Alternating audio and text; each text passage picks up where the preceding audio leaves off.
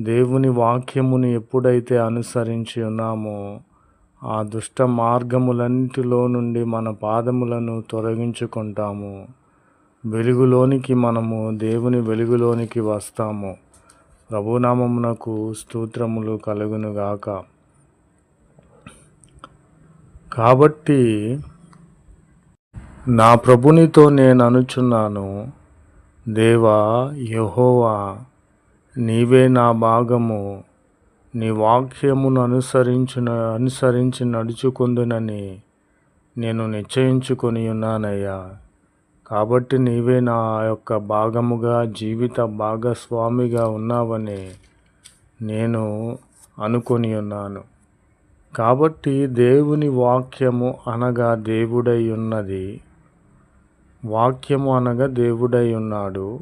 దేవుడు అనగా వాక్యమై ఉన్నది.